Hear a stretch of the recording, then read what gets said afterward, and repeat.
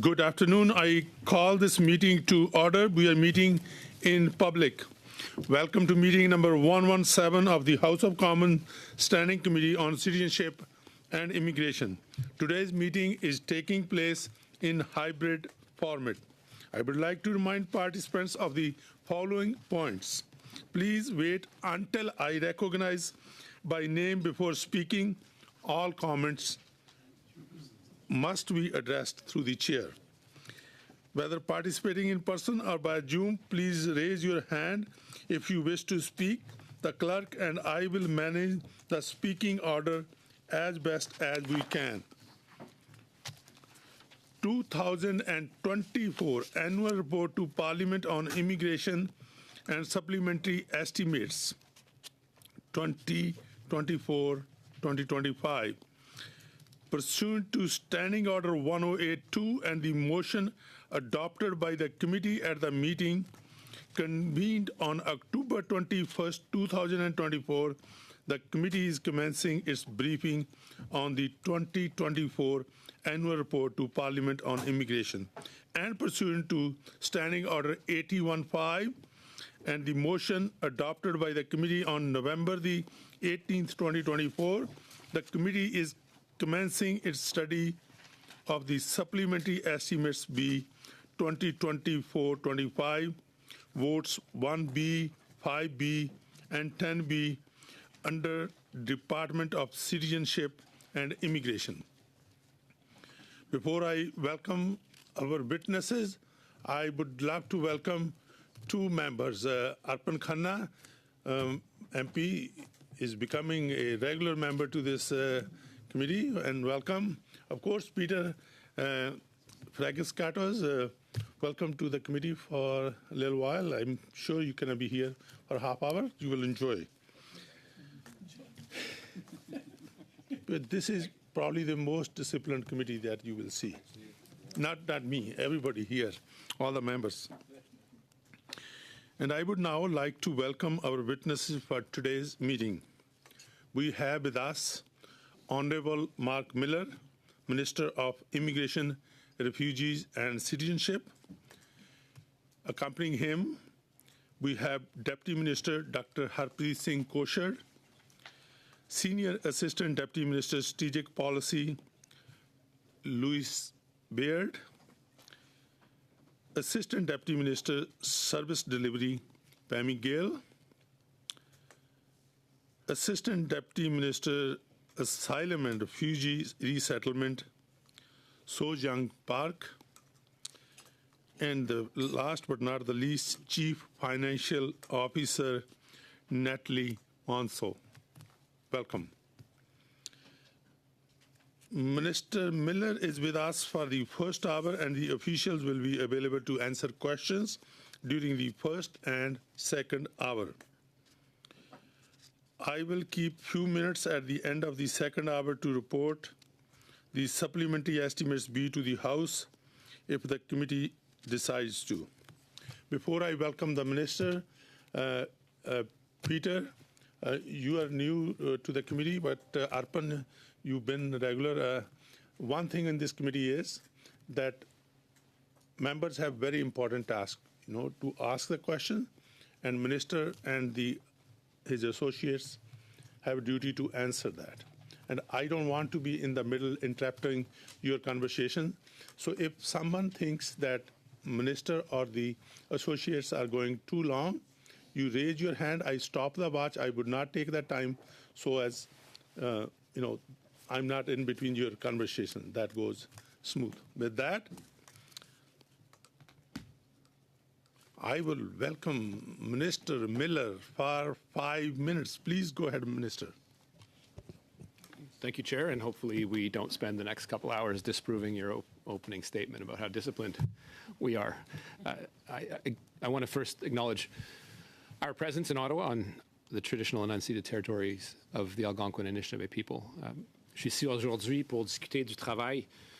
I'm here today to discuss the work we're doing to strengthen our immigration system through the Immigration Levels Plan and obviously the Supplementary Estimates B.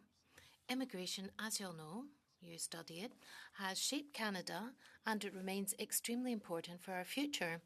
Our country's growth, prosperity and diversity are linked to a well-managed immigration system. For generations, we have opened our doors to newcomers, welcoming their skills, innovations and contributions to strong, growing communities. To the more recent global pandemic and labor shortages, we implemented temporary measures to attract some of the world's best and brightest to study and work in Canada, among other things. These measures have helped us navigate a really challenging period, avoid recession, and accelerate our recovery, which it did. Today, Canada's economy has evolved. While newcomers remain essential to our economy, filling critical roles in healthcare, trades, and other sectors, we do recognize the need to pause population growth and return it to pre-pandemic levels. That's why we've taken a comprehensive approach to protecting the integrity of our immigration system and ensuring sustainable growth. For the first time, Canada's Immigration Levels Plan includes targets for temporary residents, including foreign students and temporary foreign workers, in addition to targets for permanent residents.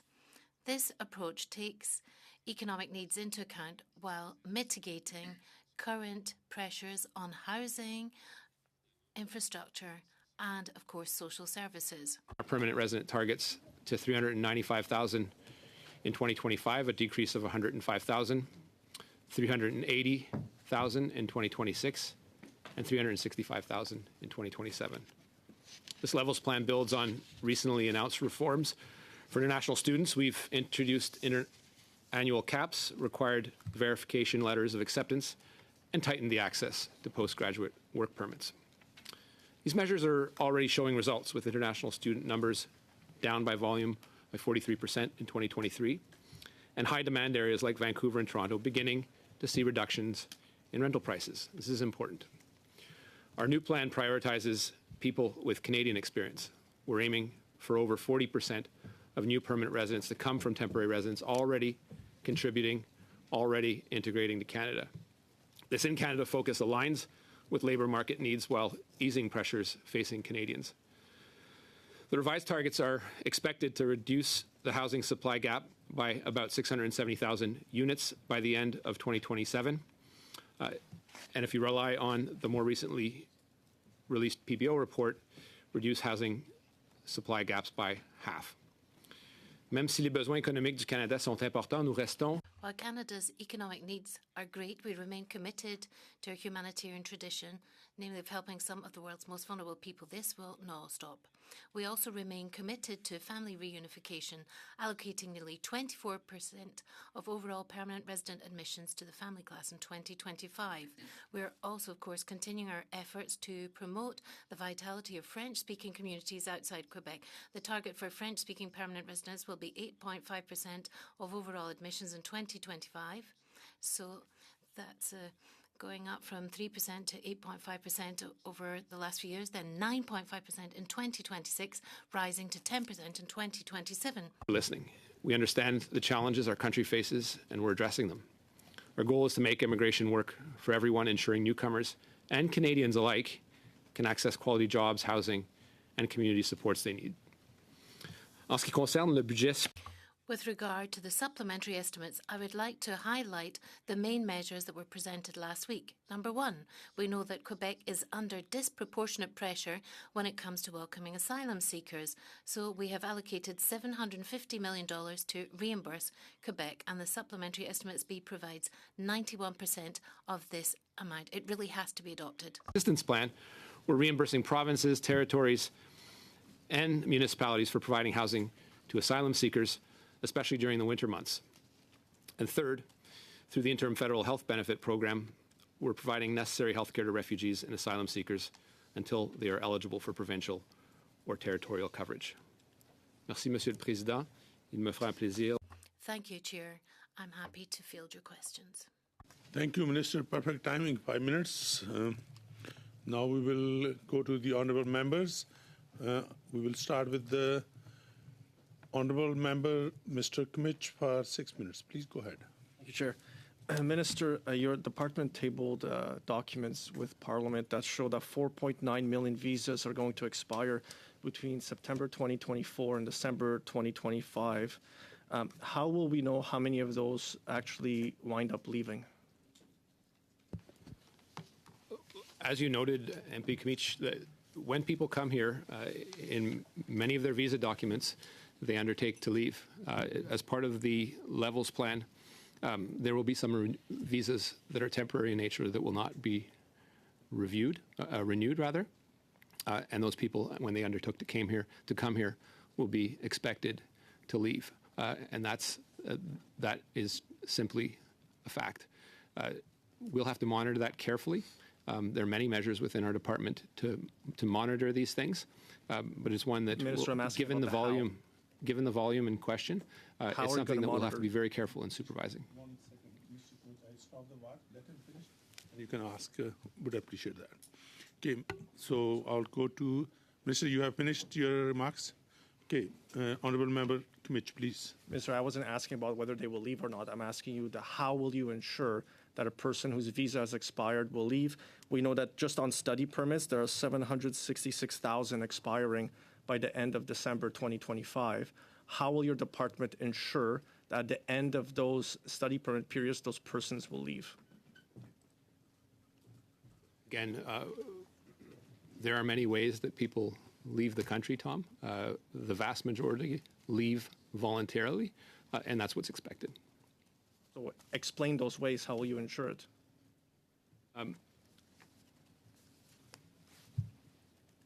We work with our partners, including CBSA, to investigate, obviously, and prosecute those who violate immigration law. If someone refuses to leave, they're in violation of the law. And CBSA, after due process, has the legal obligation to remove people.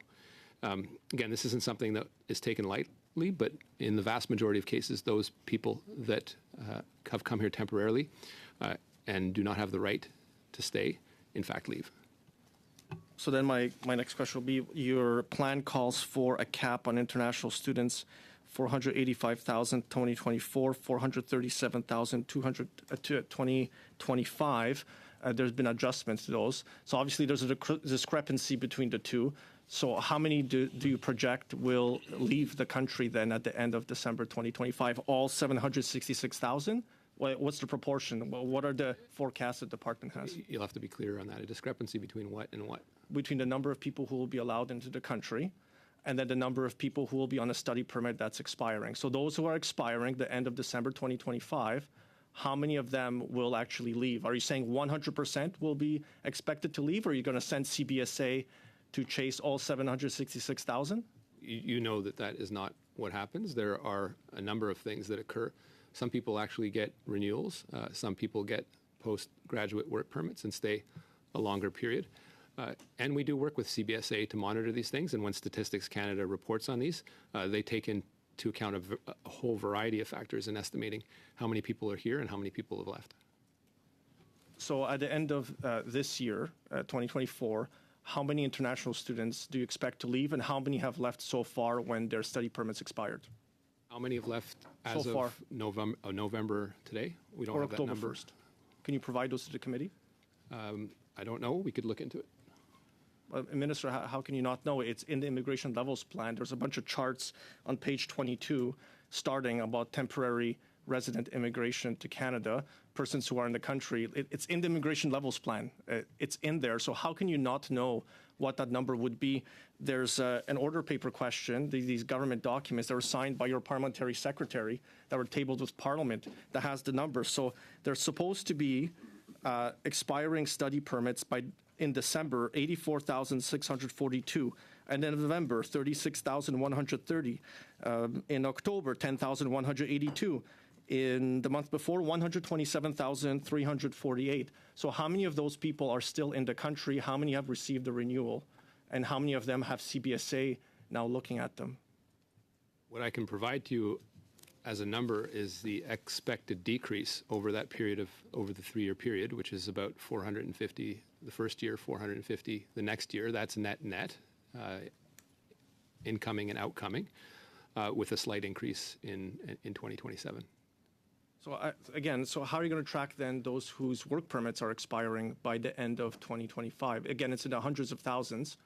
You're not giving me much confidence or Canadians confidence that you have a plan, because we have a breakdown by month how many student visas and work visas are expiring. And you haven't provided any information on the means. How are you going to do it? You say you have partner organizations, you're working with people. What are you actually doing? What's the process? How are you going to ensure people abide by the visa conditions? As I said to you before, just like the vast majority of people that come to the country on a temporary basis, the vast majority leave. In some cases, increasingly many, I will concede, people decide to choose. They are in a situation of irregularity in that case. Once they have exhausted their remedies, they are removed by CBSA. Well, that's interesting, because you've made public statements repeatedly claiming and saying and alleging, based on IRCC data, that is not what's going on. And that's why the IRB now has a record number of backlogged applications for asylum. And you have said that tens of thousands of them are actually international students who are staying longer, applying for asylum, and you're claiming they don't have a legitimate claim to make. That those are your quotes, the headlines you're generating by doing communications out there. So are you saying you don't have a plan, that this is part of your plan to have an increasing backlog at the IRB to deal with it? Thank you. The time is up. But Minister, you please respond. There are an increasing number of international students making asylum claims, I think with very little hope, given their conditions. They, whether you like it or not, are entitled to a form of due process in this country. I don't think you would purport to deny it to them. Are there things we can do to make sure that's more streamlined? I would encourage you to follow the next few weeks as we propose more amendments to the immigration system and the asylum system. But let's recall that every party in this House, except for the Liberal Party, voted down our asylum reforms in the budget. A bit shameful, considering that Conservatives had proposed these in earlier years, but you chose to play politics about it. This is a system that is in need of reform, and it's in need of reform in the right way. Thank you. We'll go to MP Zahid for 6 minutes. Please go ahead. Thank you, Chair. Thank you, Minister, for appearing before the committee. Minister, I represent a large Lebanese community in my riding of Scarborough Centre that is very worried for the safety of their relatives back in Lebanon. I have one constituent who within days lost his brother, his wife, and their 3 children in one Israeli bombing, and lost his other younger brother and his wife in another bombing. The community is beside themselves with anger and grief. They see the help we have given to people fleeing the war in Ukraine. They see the program to bring the extended family of Canadian citizens and permanent residents in Gaza to Canada for temporary safety. They have asked me to ask you, Minister, will you commit to doing the same for the extended families of Lebanese Canadians who are losing their members of their family daily? Thank you for the question, MP Zaid. And as you know, I represent a sizable Lebanese community in Montreal myself.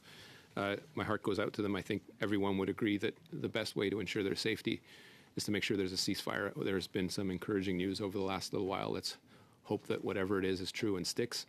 At this time, I think there's a number of considerations that make Lebanon unique. One, the very large and significant number of Canadian citizens and permanent residents. Our focus needs to remain on them and the resources necessary to evacuate them should the situation get worse. We have, over the course of the last few months, made numerous warnings to the community to come out. But given that they are Canadian citizen and permanent residents, they have an option whether to stay or whether to leave. But we can't abandon them if they choose to stay. That has to remain the focus of the Canadian government. And it will remain the focus of the Canadian government. That may be frustrating to hear, but my job as the immigration minister is to be quite honest with the resources that we have and the focus that we are putting on Canadians and permanent residents, given the tens of thousands that are in Lebanon. Those will remain our focus. It doesn't mean we do nothing when we're in Canada. As you know, that I announced a number of measures for people that are already here to extend their visas, not sending people back to Lebanon. There's been an administrative deferral of removals to Lebanon, obviously not sending anyone back. And we'll make sure to support the people that are here while the war continues. Thank you, Minister. Now, I'll turn to the supplementary estimates B. In the supplementary estimates B, your asks include funding to support the asylum seekers in Quebec and funding for the interim federal health program. So could you please talk about the importance of these asks and the potential consequences if in case they are not passed? Well, if they're not passed, there's no money for anyone. And that has some pretty devastating consequences in a number of circumstances. First and foremost, for the interim health benefits for people that are seeking asylum here in increasing volumes, I'll admit, but we have to make sure that they are not denied medical coverage while we migrate them into the provincial systems. Remember, the Conservatives tried this, and the court said it was cruel and unusual punishment to withhold that from asylum seekers. It wasn't too long ago that that occurred. So making sure people, as a matter of public health and public safety for Canadians as well as it is for people that are here temporarily, including asylum seekers, is crucial, and I think it would be cruel not to. We've got till mid-December to get this done, and I think that's super important. The other one of capital importance, I think, because we made the commitment to the government of Quebec, is to reimburse them for some of the expenses that they have had, taking on a disproportionate burden of asylum seekers that have come into Quebec, whether it's the cumulative effect of those that came in through Roxham Road or newer arrivals from Trudeau Airport. That's important because this does have a cumulative effect, and we have committed to the Quebec government to make sure that we do reimburse a portion of their costs. As I will remind my bloc member, surely in the next few minutes, it is a shared responsibility. Thank you, Minister. In the estimates B, there is also funding for the interim housing assistance program. So could you elaborate on the assistance the government has provided to cities like Toronto who are trying to deal with the increasing homelessness? Absolutely. It's important not to treat asylum seekers that are in a different situation than people that are homeless. Unfortunately, people do wind up on the streets. It is a matter of some great discussion that I had with Mayor Chow when I first came into this role. We were able to come to an agreement on making sure that Toronto was compensated. There is a natural flow of people towards the big city centres, and with big airports like Pearson and Trudeau, migrants either move into Montreal or flow into Toronto, increasingly towards Ontario, to be frank. And we have to make sure that not only the government of Ontario is at the table, but we are supporting municipalities that are shouldering a lot of this burden without the fiscal levers that provinces and the federal government would have. I've recently visited the Peel Centre with Mayor, and then spoke to Mayor Brown as a result of his advocacy to get this up and coming. It'll be a game changer in the area. Obviously, the federal government has to do a good job in bringing the asylum numbers down, which are high again this year. But to the extent people come here and claim asylum and don't have a place to stay, it isn't everyone that doesn't have a place to stay. There has to be a place to process them, make sure they have a roof over their head, and to get them into the job market as they wait their due process from the IRB. Thank you very much, MP Jahid. Before I go to Mr. Bruno de Sepp, I did not mean to ignore Mike Morris, but I wanted to give him a special introduction. Mike Morris, welcome. Now we will go to MP Mr. Bruno de Sepp for 6 minutes. Merci, Monsieur le Président, Monsieur le Ministre. Thank you, Chair, and good afternoon.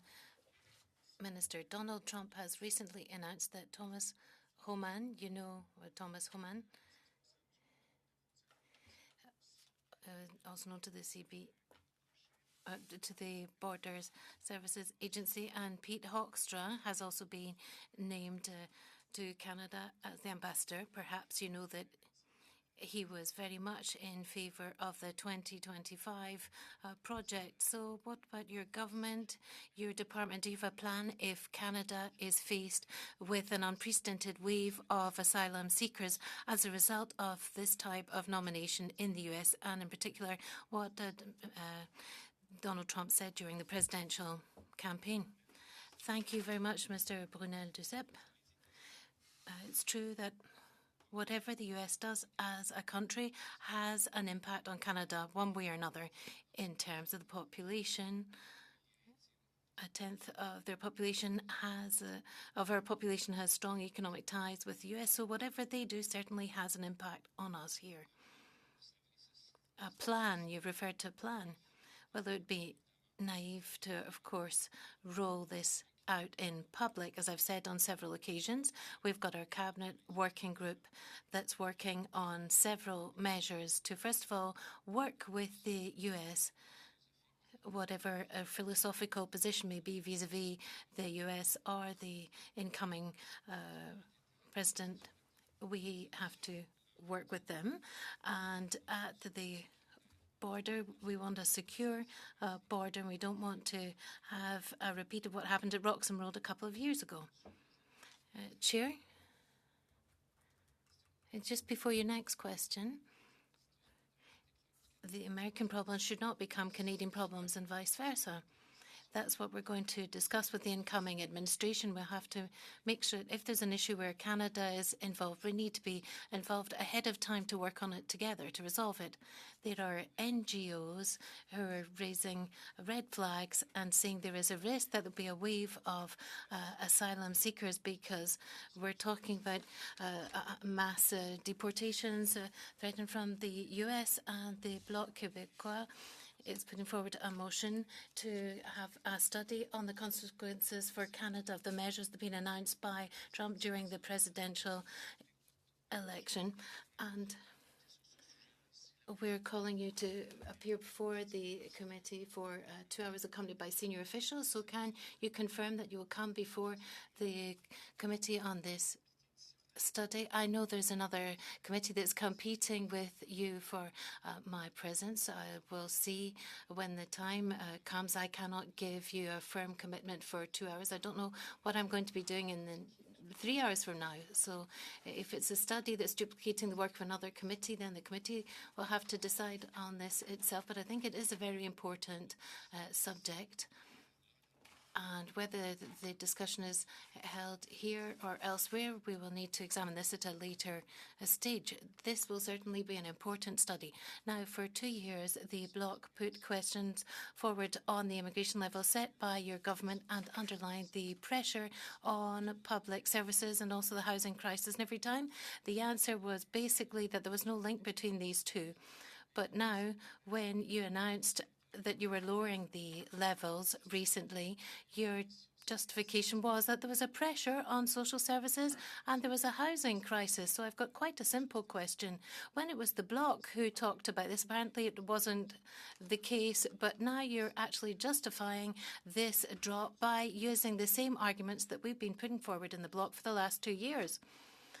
No, with this question, I hope you're actually expressing support for our levels plan. No, not at all is the response. Minister and as a responsible minister and as an MP, we have to be fair and proportionate in our public statements. To hear a Premier from a province saying that 100% of the ills in a society fall upon the shoulders of immigrants is unfair. And no, I was talking about the Bloc Québécois. You're always responsible for this. So you're not the single voice. So that how disciplined we are all together. I have stopped the watch, so one person at a time because it's hard on the interpreters. So I would go to, because the watch is stopped, I will give Minister the floor. Simplement conclure ma pensée, Monsieur le Président. I just wanted to finish my thinking because I don't believe you're the only voice for Quebec in the Parliament. There are Liberal MPs who are also very effective spokespeople for Quebec. It's a question of volume. And I've said everywhere that volume was having an impact on affordability, but we need to be fair in the way we actually identify this problem. Sometimes I accuse other parties perhaps exaggerating too much and putting all evils on the shoulders of immigrants, and that's totally false, and I know you agree with me. Well, many analysts have said that the Bloc was being very responsible when it came to immigrants at the end of the last session, but I didn't hear you congratulating me on that. Now, back in 2022, There was an idea raised that several deputy ministers and ministered immigration talked about an emergency measure. If there was an international conflict, we wanted there to be a more permanent emergency measure within the IRCC, and we were told that you're working on the bloc's idea. If you're still working on this idea, can we expect an announcement soon on this? Well, there was Louis Plamondon from the Bloc Québécois who said that if you need something to do, then take action. And I can certainly congratulate you in general for your comments. Now, what was the question? I've forgotten. Oh, yes, on the emergency planning side of things. Yes, we're working on this. There is a mechanism which has not fully been examined in the Cabinet yet, but this is coming up very soon. What we've learnt from the last wave of crises, and there certainly are many around the world at the moment, is that there needs to be some sort of reflex within the department to identify the measures that we take in an emergency situation so that we can react more quickly. Of course, we learn from how we've intervened in Sudan and Gaza. This is close to my heart. I understand that's the case for you too. It's still underway, this process, and I still am planning to implement this. Thank you very much. Now we will go to MP Kwan for 6 minutes. MP Kwan, please go ahead for 6 minutes. Thank you very much, Mr. Chair, and thank you to the Minister and the officials for being here today. Speaking on the Levels Plan, Minister, it was shocking, to be honest with you, with the about face that the government took. In fact, there are a number of migrant workers who are here today, and they responded to your announcement. A group, an open letter was sent with some 185 organizations or individuals has signed this open letter in response to the Levels Plan and refuting the arguments that the government had put forward and calling for a change of approach. As well, the migrant network folks have actually put on social media point-by-point response to the Prime Minister's shameful video. And some of the points now highlight here, and I'd like to seek your response. They say that migrants are not disposable economic units. Immigrants are not taps to be turned on and turned off, that they are people with rights, families, dreams, and potential who are promised equal rights and fairness, and Canada is uprooting millions of people who have built a life here. They further say that migrants aren't a drain on the economy, they're adding to it and underwriting the government's public services that they pay into but cannot access. International students alone contribute $31 billion to Canada's GDP in 2022, and migrants fill critical roles in healthcare, agriculture, technology, and forming the backbone of many sectors. They noted also, and this is common knowledge, that since at least 2008, the Conservative and Liberals have been bringing more temporary migrants than permanent residents, and this is an intentional shift to reduce people's rights and to make migrants more vulnerable. Even though the government acknowledges exploitation, but they are punishing those who are exploited, being exploited, Minister.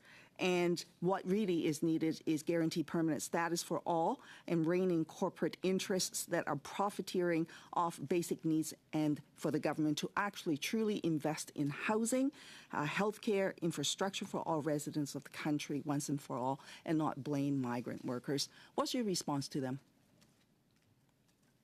I mean, there's a lot of statements in there that I wouldn't disagree with. I agree with the fact that there has been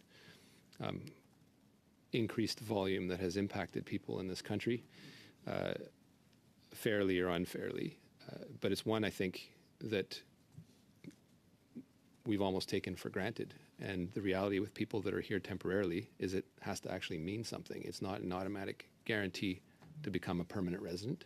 I think to some extent a lot of institutions have entertained explicitly or implicitly a sense of false hope that people will become immediately a Canadian citizen. My heart does go out to those who have had that false hope entertained, but the reality is that not everyone can stay here. Every time I've tried to put a measure in place to make sure that we are reining in some of the unsustainable volumes in areas of my department that have perhaps gotten overheated, it's been with an effort to focus and make sure that we're focusing on people that are already here. It is not a right to become a permanent resident. It is not a right to become a Canadian citizen. Otherwise, you dilute the value of it, and that's something that I firmly believe in. It doesn't mean at the same time that you treat people unfairly, and those that have undertaken in their own visas that they will leave at the end of this obviously have to respect that. But there are nuances in here. That is why in this plan I made sure that there was a good 40% of the plan that was focused on in Canada Draws, so that we are bringing in the skilled people that the country needs. And I think that is something, we make sure that those that do have responsibility over, including the federal government, but also provincial governments that go out and pick and choose and have their own programs of bringing people in, focus on the domestic pool of talent that's here, often young, making the workforce younger. So it is challenging, but it's one I think that is not couched in absolutes. We have to make sure that we are flexible and making sure that we are reducing the volumes in a fair and managed and controlled way. And I think fundamentally the levels plan that we put forward this year is one that is reasonable and shows to Canadians that we've been listening. Well, actually, Minister, you are one of those people that actually gave people false hope on the regularization program. This supposing broad regularization program came to be not, and in fact, the levels plan, I don't know if it's some sort of joke. The plan actually in 2015 calls for 50 people to be regularized. What sort of joke is that? And the truth of the matter is, you talk about providing provinces and territories to have the ability to make their decisions. On your plan, you're actually reducing provincial nominees. As an example, successive Liberal and Conservative governments knew and continue to increase migrant workers with temporary status while reducing permanent resident status. And this is not an accident. And at the same time as well, successive governments have allowed for institutions to use international students as a cash cow. And now you have a housing crisis and you blame them as though somehow they created the housing crisis, when in fact successive governments abdicated their responsibility and entirely just relied on the private sector to provide the housing that they need. So that is the reality. So when are you actually going to take up responsibility and do what is right? I think you meant 2025 and not 2015, but the reality is that on, for example, the provincial nominee program, provinces have been coming to me begging for more spaces, but then turning around and blaming us for immigration. I think to some extent we've, as a society, have gotten addicted to temporary fixes, and it's something that we owe it to Canadians to rein in. And this is a plan and a policy that I put into place when it came, for example, to half of the temporary residents that are in Canada, include international students themselves and the postgraduate permits that they get, a plan to reduce that in a responsible way. And we've seen the impacts that that's had on rental prices. We've seen the pressure easing that has had on the economy, and I think that's an important reality. We cannot have an unlimited volume without losing the value of what is immigration. The levels that we put forward this year are ones that are still ambitious. They still plan for a growing economy, but it isn't everyone that has the right to bring in whoever they want, whenever they want. And my job, you're right, is much more than simply snapping a passport at the border. It involves engaging with community members, with provinces, with territories to look at their volumes and work with them. I think provinces, frankly, have been irresponsible in the immigration sphere, and it's why we cut their allotments in half, with the idea that we would work with them if they were really to do their fair share in taking their fair share of asylum seekers for those that are those provinces that aren't Quebec and Ontario. Have you actually done an analysis of what the economic impacts would be with this levels plan in terms of the reduction in the number of people that are needed for various different industries, and what the implications are for institutions? Have you actually done an economic analysis with your plan? And if yes, will you table it? I think is there a separate discrete study done by our department. There are ones that are done in the context of preparing the levels plans, but I've read a number of studies about the impacts. And in some cases, there will be some pain, and it's important adjustment for society and for example, institutions that have, I think, unfairly relied on international students to bolster their own balance sheets. Well, just to note, $31 billion in terms of Canada's GDP from international students alone, and that's based on the 2022 numbers. I'm talking about IRCC, your own department's analysis. Have you done one, and will you table it? My question to you is, and the institutions perhaps that you're making yourself the voice for, is who's going to pay for all the asylum claims that come out of those institutions as a result of people not being able to get their postgraduate permits and not leaving the country? Are those institutions paying for it? Thank you very much. The time is up, and we'll go to. If you are, then tell the MP United Khanna. Nations. MP That's Canada's changed position. Sorry, MP Kwan. You don't get it both ways. Sorry. I'm sorry, MP Kwan. Please, we gave you enough time, and it doesn't work with us here. So it has to be fair with everyone. MP Khanna, please go ahead for 6 minutes. Oh, 5 minutes, sorry. Thank you, Mr. Chair. Minister, a few weeks ago, the Prime Minister put out a great video or propaganda piece that he was trying to outline his future plans. He mentioned bad actors.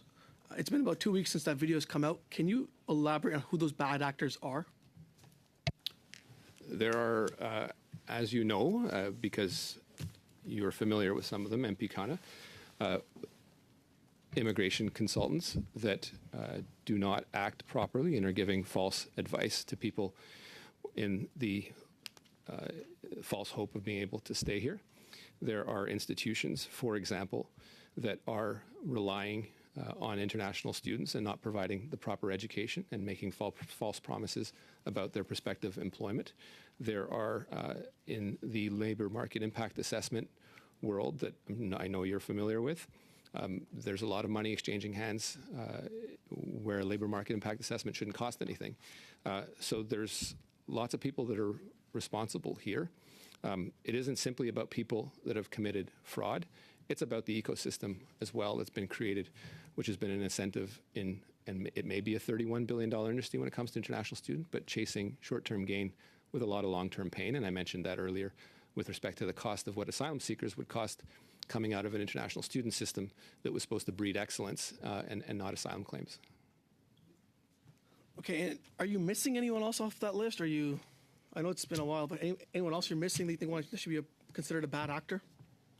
I know you have your view on it, so why don't you share it? Well, it's a simple question. Since 2015, who was in charge of the federal government that increased temporary foreign worker permits by 154%? I want to say that the federal government has responsibility here. It is a much broader analysis than simply putting it on the shoulders of one institution, but it is important for the federal government. Maybe I can finish my thought. It is important for the government to acknowledge that we could have gotten things right in many measures. There is a conundrum that comes with any immigration program, and one of those is the impact that this has had, these immigration plans, pretty much regardless of category, on making the labor force younger, on increasing the GDP of this country, extremely important coming out of COVID with structural challenges in the supply chain. There are some people who here temporarily that made sure that we didn't get through, that we got through a recession, and that's important to note. The economy has been fueled by immigration, but again, it is not an unlimited supply, and any responsible government, like the federal government, has to make sure that it is managing and controlling a system in the volumes that are acceptable to Canada. So who was responsible for the 211% increase we saw when it came to international students since 2015? Who was the government in charge that signed off on that? Those are two different questions. We are responsible for putting together an international student program that institutions leveraged and abused to some extent in the volume of people that they brought in. Let me also say this, and you know this, the federal government is the only one that doesn't make any money directly from this. The provincial government, Ontario, for example, makes about $1,000 a head on every international student and has abused this system in bringing in people to study at institutions, some very reputable, some that are the pride of this country, but some that pretty much didn't exist. And so that's something we've had to rein in. You can just speak yourself to Mayor Brown about what he's living through in Brampton, and I think you would know exactly who I'm talking about.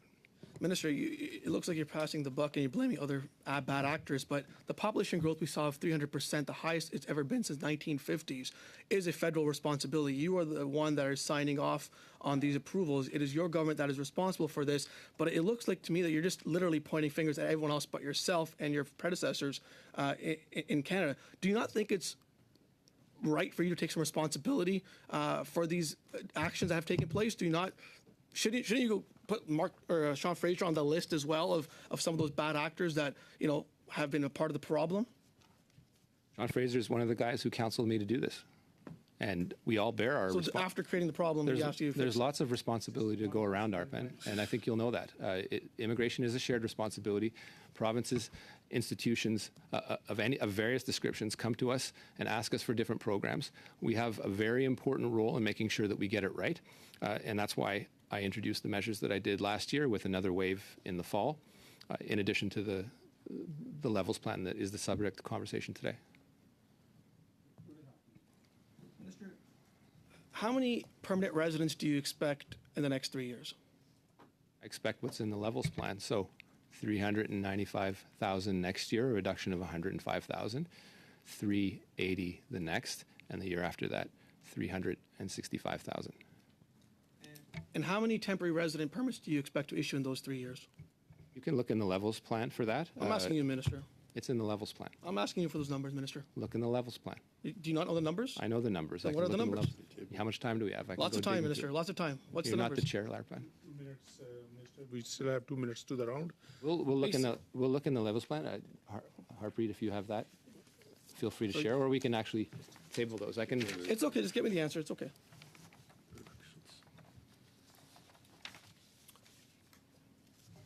No, he said new ones. So the target for 2025 is 673,650. For 2026, 516,600, and in 2027, 543,000 permits. So if you do the math, so we're expecting probably 3 million people coming to Canada in the next 3 years, both permanent and temporary residents, correct? Again, if you need to be able to look at what the net population increase is for that period of time, and for the next 2 years, it'll be reductions with an increase over the next year. Last week, your officials confirmed to us that you're seeing skyrocketing refugee asylum claims with a wait time of 44 months for some of them. What are you doing to bring those numbers down in terms of wait times and to make sure that these cases are heard as soon as possible? Well, if you looked in the last budgetary exercise, we put a substantial amount of money in making sure the IRB could process more volume. It's, they are an independent body, so there's only so much pressure that we can exert on them. They do a great job, but with the volume that we're seeing, they are admittedly heavily charged with the numbers of cases that they're seeing. I put forth a package, and you would know this because your party rejected it in the last budgetary exercise to reform the asylum system, but you all sat there and smiled and shot it down with the Bloc and the NDP. So I plan to put forward more measures. I want to reform the system. It's not working in the way it should. That's a function of volume, but also a function of efficiency. The growing claims that we see now inland are not unexpected. They're ones that we saw with people having increasingly fewer hopes to stay in Canada and being counseled to file, I think unjustly, asylum claims where they don't, where they shouldn't have the ability to do so. Thank you very much. We will go to MP Ali for 5 minutes. MP Ali, please go ahead. Thank you, Chair. Through you, Chair. Thank you, Minister, and your team for the great work you have been doing since, Minister, you have taken this portfolio. I know it's really tough, but you have been doing a great job. Last week, I had a meeting with a group of international students who came to Canada on the program TR to PR. and qualified to PR program prior to the pass on the program. They told me that they are being affected by the 50 additional points given to LMIA holders, applicants. Could you share how reforms to programs like postgraduate work permit and temporary foreign workers program align with our immigration goals? Yeah, thank you, Shafqat. I can't speak to individual cases, and thank you for meeting with people that are in a challenging position.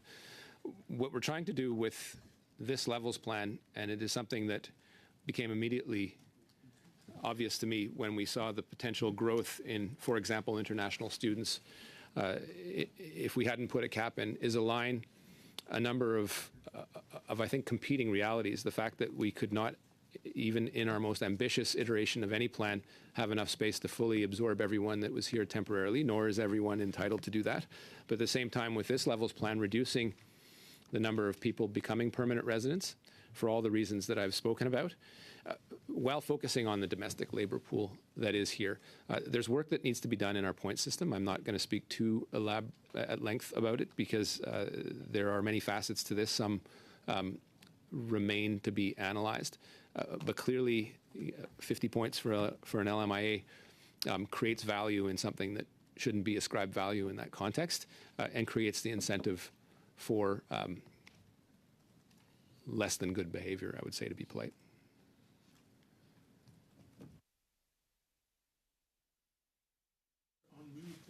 Mr. Ali, unmute your microphone. Good. Yeah.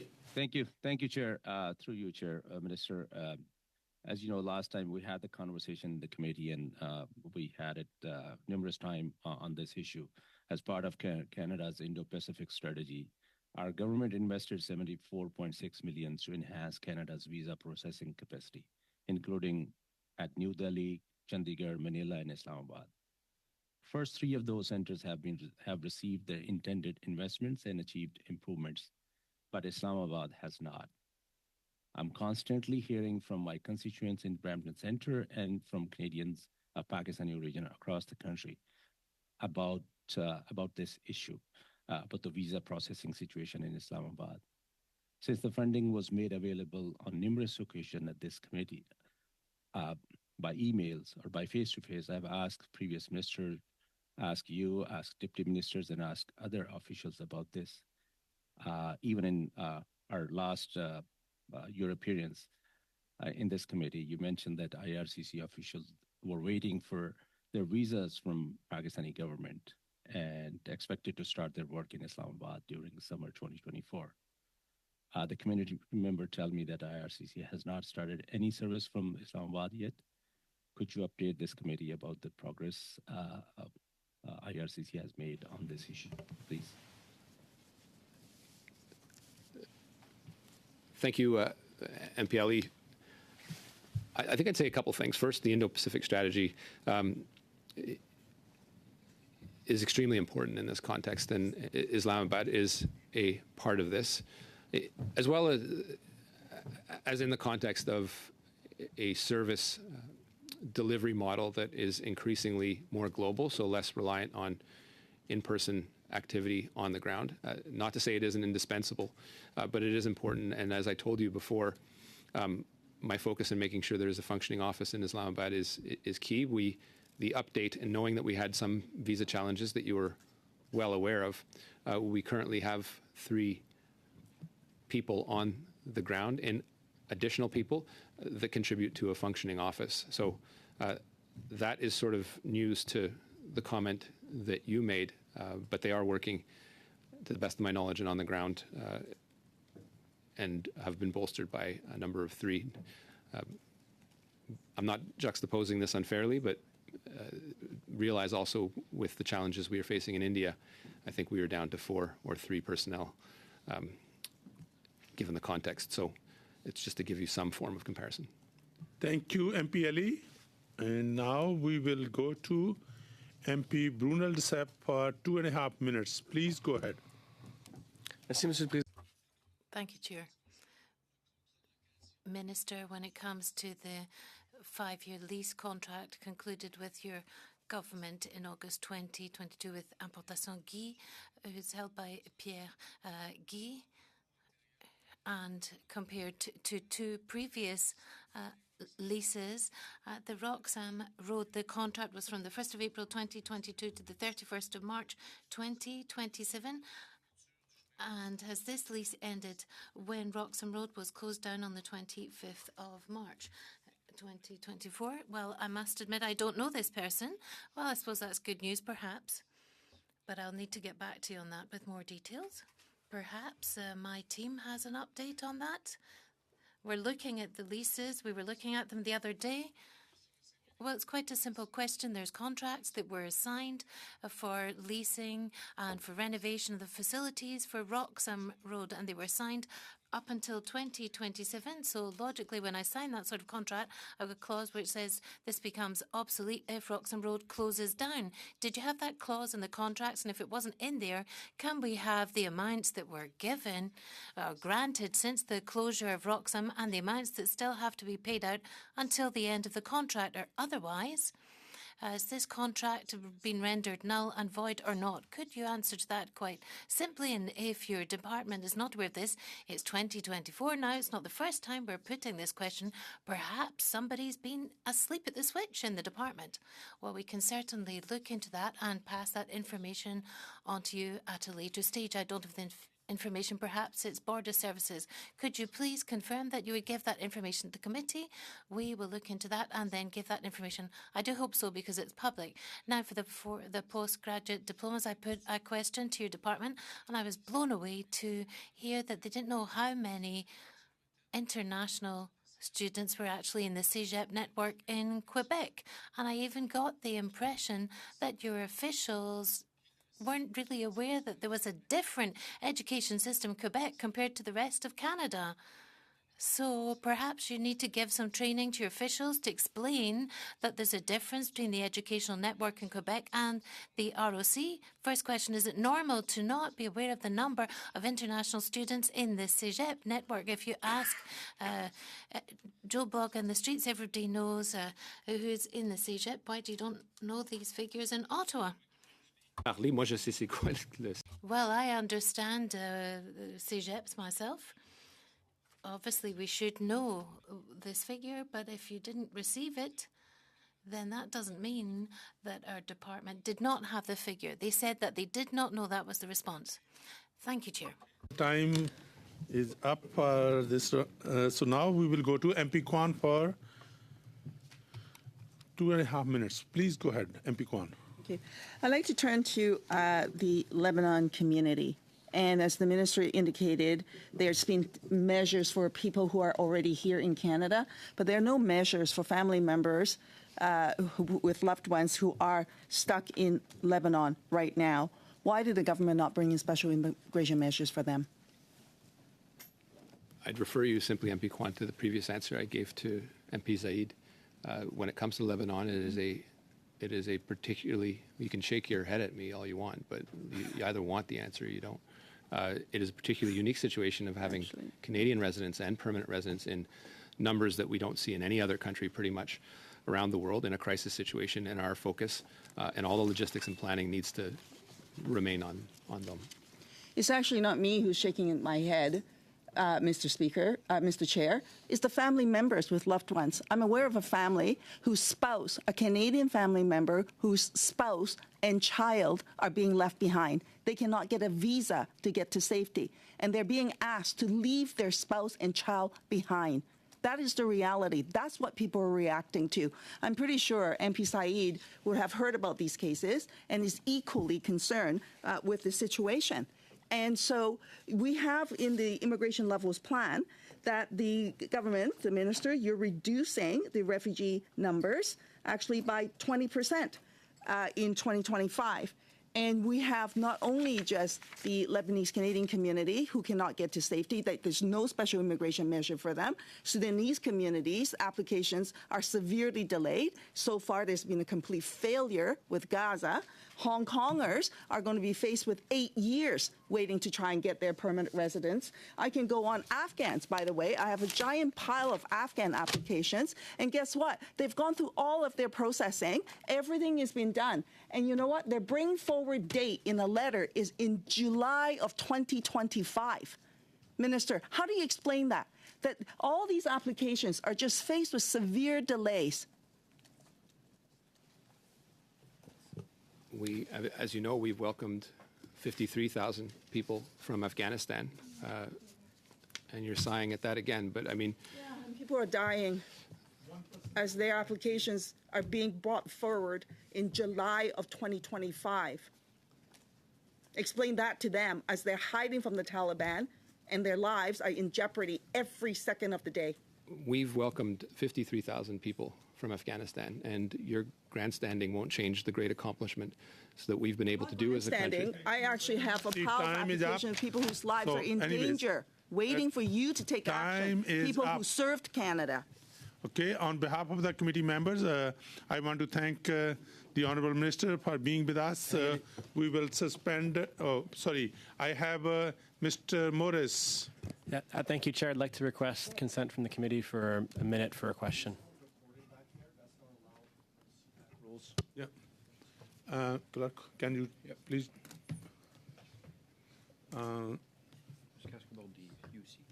Yeah, so there is a juicy on the floor. Is there? No, there is no unanimous consent. With that, we will suspend for 5 minutes. Thank you, Minister, again.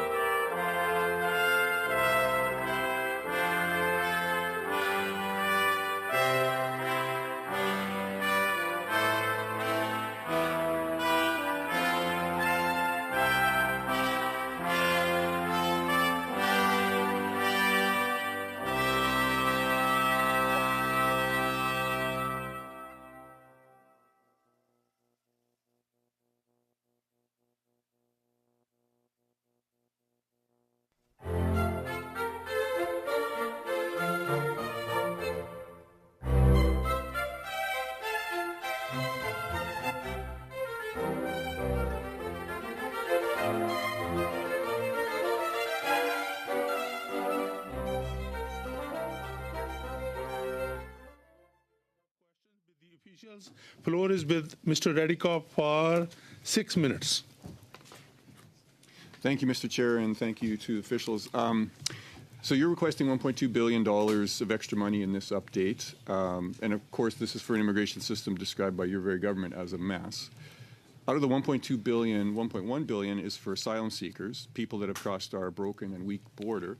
And I want to understand exactly what benefits asylum seekers get. So if an asylum claimant arrives at the Montreal airport, will IRCC pay them for a hotel? Deputy Minister. So, Chair, the way the asylum system works is that as soon as there is a claim on asylum, it is assessed by CBSA or IRCC, depending upon where the claim is, and accordingly established as basis of claim. So the hotel is covered then? Is that what you're saying? Once the claim has been applied, once they've applied? So if there is in Montreal, I'm just giving you a full answer about this. If there is in Quebec, there is a possibility that Prada will probably house up to 1,150, and if there is an overflow, we will house them in the hotel. Do they receive a food allowance? I think, Su Young, if you can. Yeah, thank you. So it is not an automatic allowance that asylum claimants would get just because you are an asylum claimant. There is the right to claim asylum, and then they would have to identify whether or not they need shelter. And as part of that, if they end up in an IRCC hotel, then there would be food as part of being at the hotel. Okay, so they can get food. What about transportation? Is there furniture? Is there household items allowance as well? No, that would not be covered because they are in the hotel, so there's no furniture that would be required. Are asylum claimants eligible for, Deputy Minister, for health benefits? Deputy Minister. Yes, the asylum claimants are eligible for the first 3 months as for the interim federal health program, and then it is determined whether the provinces will further give them the necessary coverage. So does that cover things? Obviously, covers primary health care. Does it cover things like glasses, dental work, that sort of thing? It has a very specific primary care component. It does not have. I don't have the details on hand, Chair, which I can say that it is true that dental or glasses are covered, okay, but the primary thing is covered. We heard last week that it takes 44 months to process an asylum claim at the IRB. How much of today's new spending is going towards the Immigration Refugee Board to speed up the asylum claim processing? So, Chair, the IRB has a separate kind of allowance, which is appropriated by the minister, and they are a quasi-judicial organization, and they have had their own money. To us, our connection to them is to prepare the files and give it to them for further assessment. Okay, so you don't know. I understand. There's no money, no extra money's gone to the IRB to process, just try to speed up claims in this supplemental estimate system. Talking about asylum seekers, how many asylum seekers in the queue are former international students? I think at the risk of quoting a number, I think what has been seen lately is that there's been an uptick of students who are actually seeking asylum compared to 2023. I guess I'm looking for a number. Do you not know the number that are students? Not on hand, Chair, and we can provide. So you wouldn't know how many arrived as international students or who were originally international students and you wouldn't know those numbers? We would actually know we would know how many have arrived, and the actual point is that if we count who have actually exhausted their postgraduate work permit and then have applied, or the ones which have which are the students who have without even completion of their study, they have applied. So we'll have to separate them out. So if you could provide this to the committee, how many arrived as international students? How many were originally international students but then transitioned to the postgraduate work program? And also how many transitioned to some other stream? So how many asylum claimants were students but transitioned to another stream? If you could do that within the next 2 weeks, that would be great. Thank you. And is it true that asylum claimants also get a work permit? Yes. Chair, that it is true that they get work permit. So does this policy incentivize people to claim asylum in order to be able to work in Canada legally?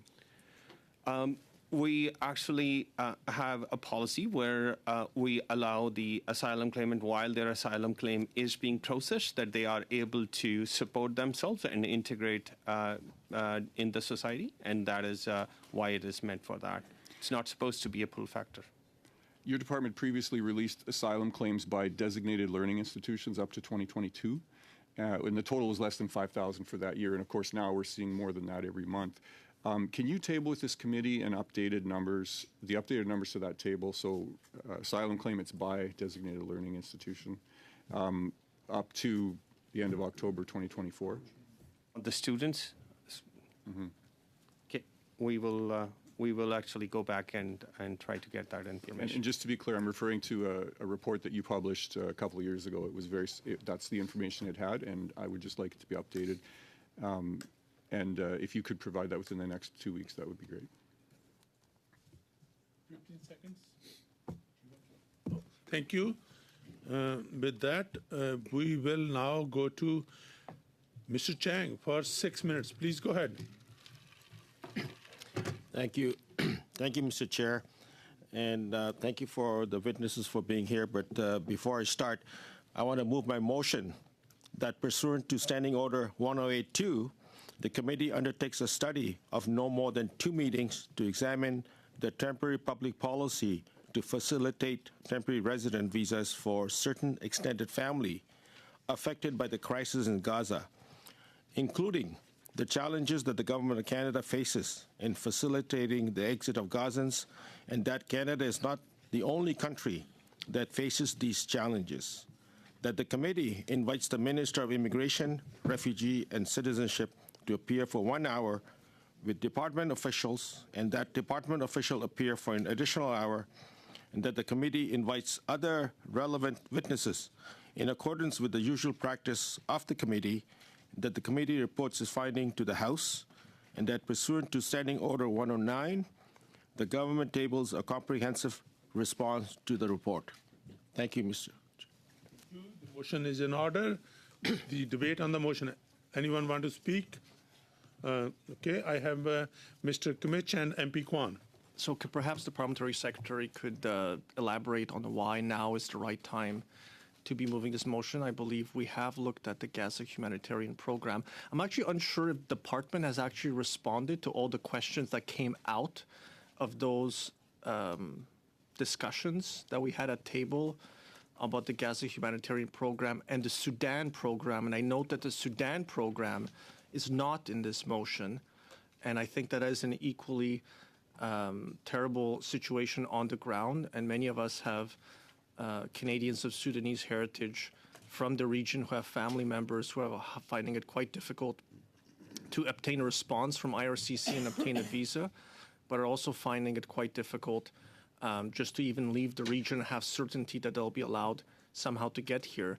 The situation in Sudan has gotten substantially worse with the civil war ongoing, and now we have millions of people who have fled to the surrounding countries. Last I checked, there was about 500,000 refugees in Egypt alone. So I'm just wondering if the Parliamentary Secretary knows the answers to those questions of why Sudan wasn't included in this motion, and also whether IRCC has actually followed up with all the questions that came out of the last 2 meetings that we had on this particular program, because we are looking at the spending that the department is doing and the supplementary estimates B. And I note that none of those programs are in there. There's no extra monies being assigned to any of them, so perhaps the PROSEC has an answer to that. You want to respond? Yes, thank you, Mr. Chair. And I'd like to thank MP Kimich for his question. This is an important issue and that we will be definitely looking into it. Okay, thank you.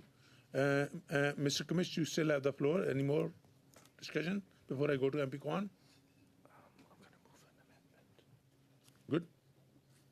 I'm good, yeah, if you go. Okay, good. Thank you. MP Kwan, please go ahead. Actually, Mr. Chair, I have questions for officials. I won't make any comments at this time. I have something to say about this, but not at this time. Okay, thank you. So any more debate on this one? Oh, sorry, MP Comich, please go ahead.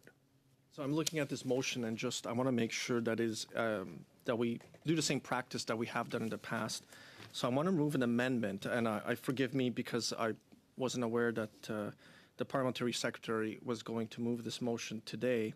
I wanted to move an amendment that says on the third line in the English, for certain extended family affected by the crisis in in Gaza, and then add the words, comma, and Sudan, and then continues with semicolon.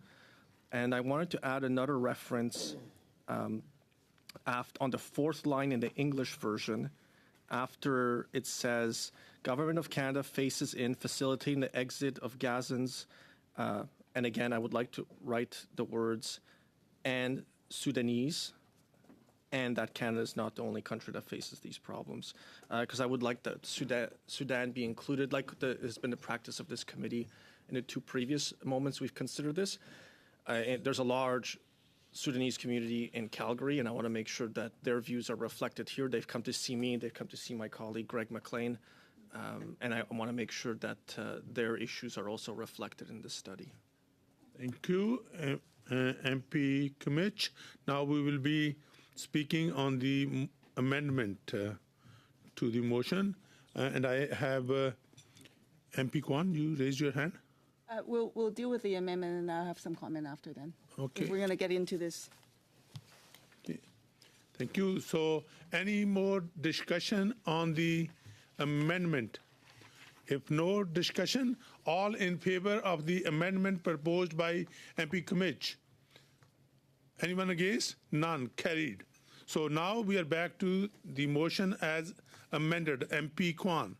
Yeah, so I'd like to move a further amendment, Mr. Chair, and to incorporate into this motion that the committee undertake the study to include the examination of the development and execution of the Government of Canada's special immigration measures to reunite and help bring Canadian Gazan family members to safety, including extended family, and that the committee also consider Canada's use of its diplomatic relations to help facilitate the free movement of the persons authorized to travel to Canada.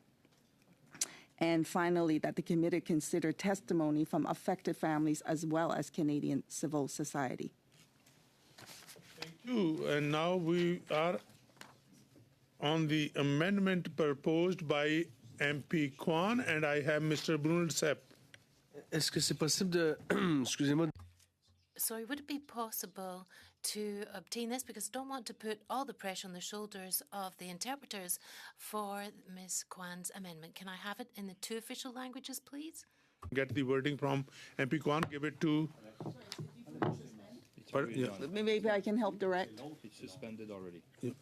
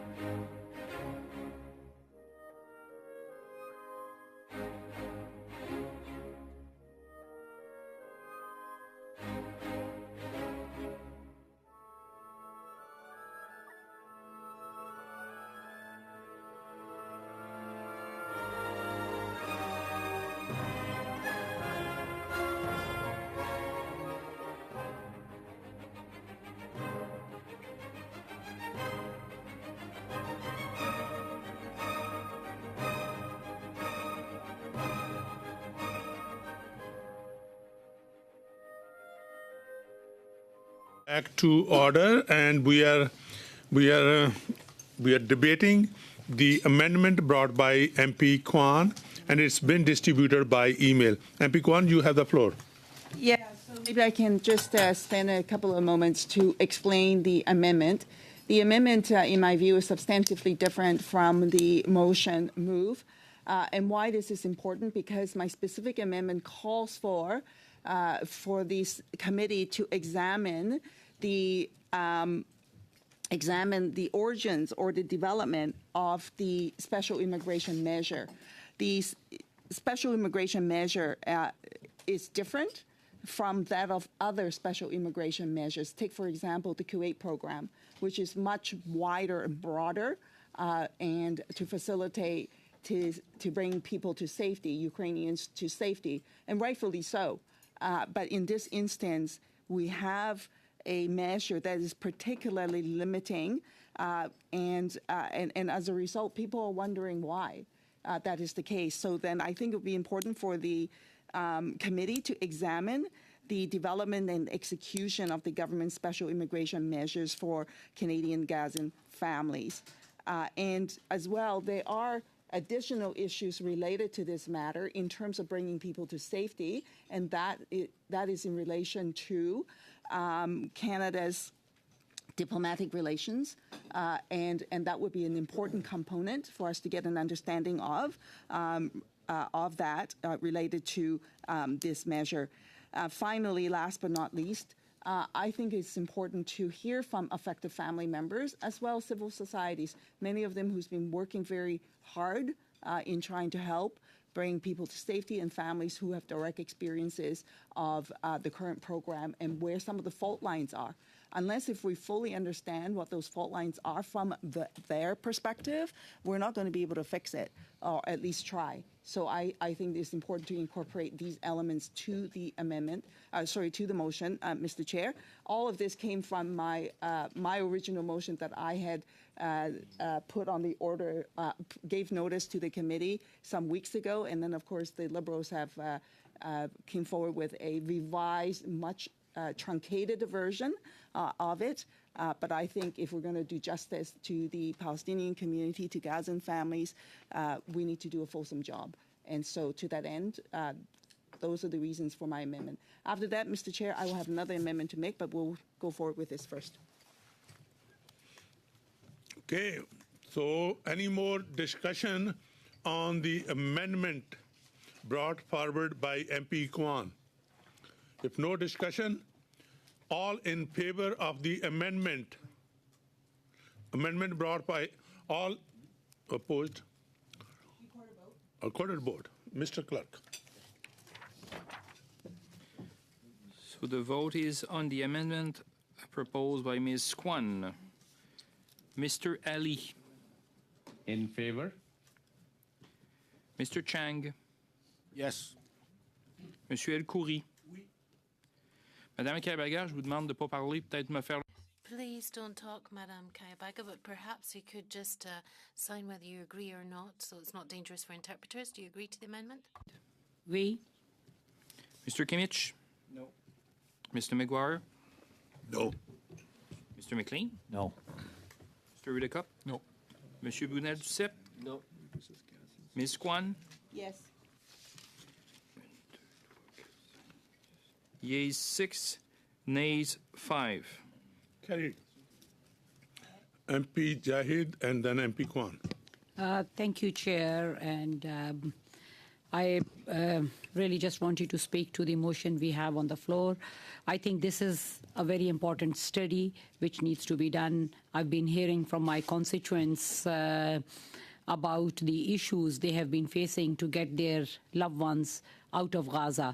So I have heard horrific stories from many of my constituents who have their parents or grandparents or siblings, and they have been having issues getting out of Gaza. So I think it will be an important study to hear from the government that how we can help reunite those families to make sure that we can have their loved ones, because what we have seen in the last 13 months, the deaths of close to like 50,000 people, innocent Palestinians who have been killed in Gaza. And the Canadians here who are Canadian citizens or PR are living by their phone. And many family members have lost close to 20 people, 10 people. Every family you talk to, they have lost so many loved ones. So I think it will be good for us to hear and see that what challenges the government is having and how we can make sure that we can facilitate the people living in Gaza to get out of Gaza, and the famine which many people are facing is really mind-boggling for all of us. Thank you. Thank you very much, Mr. Chair. I'd like to move the following amendment to this motion. I would like to add that and further that the committee ordered the production of all documents and records related to the policy-making considerations that led to the specific dimensions of the temporary public policy that opened on January 9th, 2024, including the 1,000-person cap, the gradual issuance of access codes and delays in receiving codes experienced by many applicants, and the information requested from applicants on additional screening forms, and that while respecting Section 19, Section 23, and Section 69 of the Access to Information Act, these details be provided within 30 days of the adoption of the motion, and relevant documents are released in full to the public. Mr. Chair, the reason why I think this is important, we just passed the motion, the amendment related to the development and execution of the government special immigration measure. To supplement that work, it would be absolutely critical for committee members to have the documentations to go with it. If we don't, then it's just a pretend exercise. As we have seen in many cases, even if you ask the minister questions, direct questions, just not very long ago, he will obfuscate and not answer the questions. The only way we can get at the truth is to get these documents. I know that perhaps the Liberals will be not conducive to producing documents, as we're seeing in the House of Commons. But that said, I hope that on this very issue, that we will come to realize is not a partisan issue, but rather it is an issue that I think Palestinian families, Canadian family members in Gaza, they deserve the right to know. And many people are wondering, why is there such a differential treatment between communities? And people can't help but to notice that. And when they see that, they can't help but to wonder, is there discrimination at play? Is there racism at play? I hope not. I truly hope not. I hope that there's real legitimate reasons that the government's come in with this limited measure. But let's put it all out in the open. Transparency is key, I think. Once upon a time, the Prime Minister used to say something about sunlight being the best disinfectant. Well, let's shine some light on this. Let's put the notion of the rationale behind differential treatment to rest, I hope. If not, then government needs to do better. And it is not okay to allow for discriminatory practices to exist in any policy decision-making within the government. Thank you, Mr. McLean. Well, thank you, Mr. Chair. I've got a few things to say. Number one, and I've heard my colleague, Ms. Kwan, and I do appreciate what she's saying about putting a light on the potential racism that she says might be here. But I also think that part of that includes, at the end of my speaking here, I'm going to have to make an amendment to her previous sub-amendment, which is now part of the motion, which includes when she brings up the issue of hearing from Gazan families. The motion itself is about Gaza and Sudan. So as much as we'd like to hear from Gazan families, we'd also like to hear from the families of Sudanese Canadians also. So I'll be moving that at the end of this discourse. But in the meantime, I want to make sure that we understand what's happening in Sudan at this point. It is the #1 problem in the world as far as displaced people, as far as conflict. There's 10 million refugees in Sudan, and we've agreed to take 3,250 applicants into Canada, and those are applicants alone at this point in time. And I'm beseeching the department who's here today to make sure that we actually get those applications processed efficiently. And I would really like to know of 3,250 applications, which was the cap. I'd like to know how many more we received beyond the cap, the 3,250, and how many of those 250, which was the cap, have been actually processed so that people are actually arriving in Canada, how many people have actually settled in out of that 3,250 with their families here in Canada, and how many are waiting, processing at the department, and if they give us some timelines on that processing time as well, because that's very important. If you're in one of the worst situations in the world, refugee camps outside of a war-torn country with no end in sight, you are looking for solutions. And those solutions are life and death solutions, not just paper-pushing solutions. So we really need to be as efficient as possible at this end, Mr. Chair, to make sure that we actually get this done for the sake of people that are needing it more than anything else. So that's, this has been ongoing. I can't tell you how, Mr. Chair, how many times we've raised this at this committee, that we need to look at this situation in its totality and look at how much misery is caused because of this, and how many families in Canada are waiting for this government to actually get this program processed effectively. It is a long time, and it is a push off and a push off and a push off. And I know that our officials here at the Immigration Department, IRCC, and they're wonderful officials, but they are been swamped and whipsawed by this government in their policies back and forth. And I look at the plan they put in front of Parliament for this year, and the numbers, frankly, are somewhat overwhelming. But again, it is an up and down, program in, program out. It is showing a whole bunch of moving parts, none of which is leading to a more efficient process at the end of the day. And I think this government, through its mandates to its various departments, has to start providing some more ability to process as we're supposed to process things. Government, at the end of the day, has to start being an efficient deliverer of programs that it announces. And we've had enough examples of a government that makes announcements and then fails at execution. And how do you tell people in Sudan that, sorry, even though you have family over in Canada, we're too busy with a whole bunch of files that are being whipsawed one way or another by this government. We're not sure if the Immigration Department is a way to keep the country's numbers out of recession, because we are in a productivity recession, or if it is actually a way to bring people into Canada that will be a life path for those people that want to be Canadians and build their lives here in Canada, build futures for their children here in Canada, build peace and prosperity here in Canada, and escape from a horrible situation on the ground where they live right now. And I know that horrible situation exists everywhere, Mr. Chair. Everywhere there are refugees, there is horror going on. We need to start apportioning where we can get those people from Sudan into Canada as quickly as possible. We've got constituents.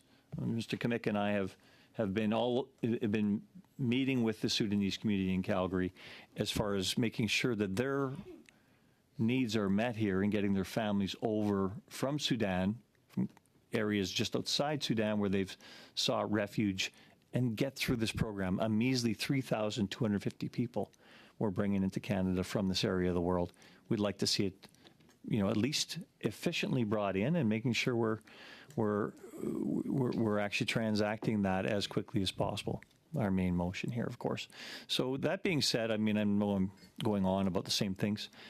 What I'd like to propose at the end is that we change that, make a quick sub-amendment to the amendment that just got passed that includes hearing from in addition to hearing from Gaza's families, also hearing from Sudanese families as well in Canada. I'm sorry I don't have that in writing for you here, but I think it's a simple addition, Mr. Clerk, if you will, where we add after Gazan families. We also actually talk about Sudanese families in Canada.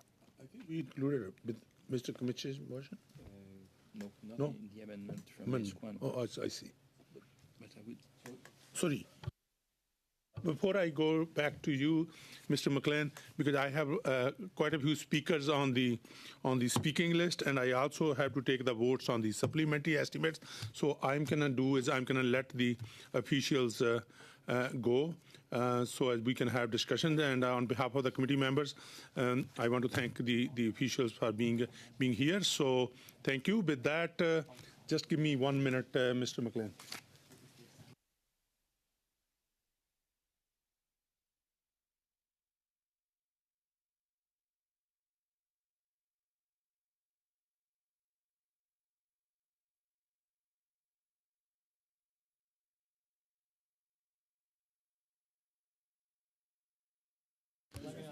So, Mr. Chair. sorry, you are on the list. Okay, I have a speaking order.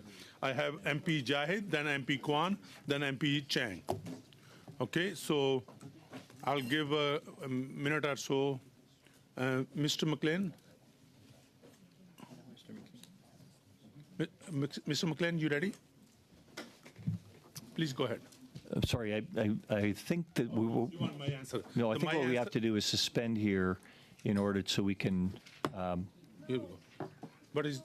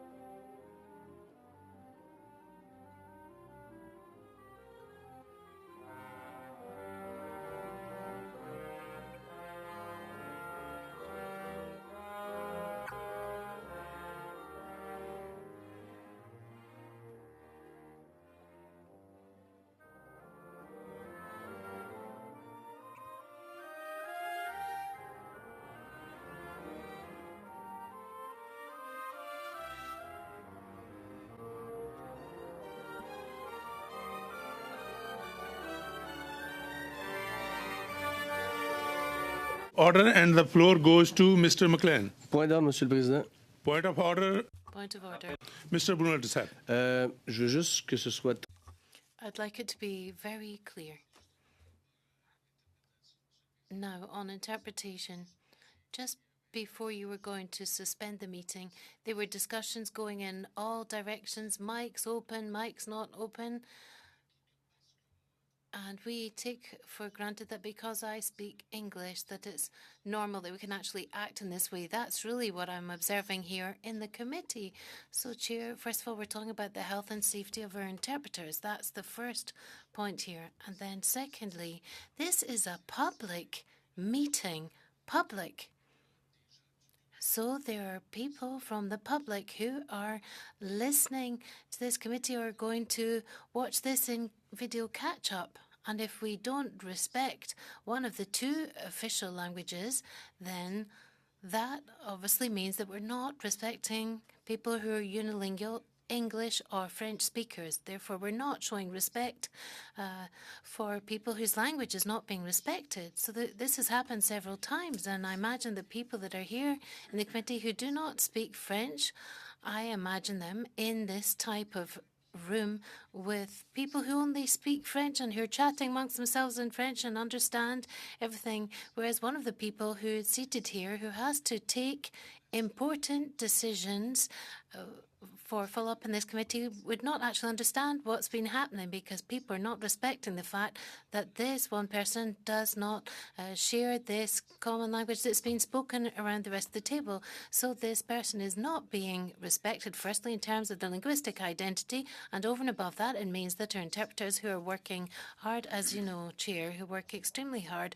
are not being respected either in the work that they have to accomplish in terms of their health and safety, and also when it comes to the core of their work, namely to help us to then do our work as MPs and as legislators.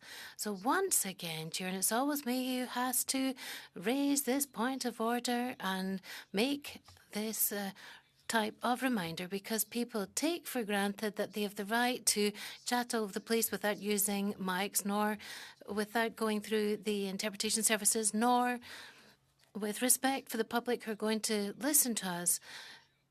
And it's an important debate. And over and above that, Chair, I'm looking at the time. Unfortunately, we've gone beyond 5:30, and if we're going to continue, then I think there needs to be unanimous consent to do so. And we'll come back.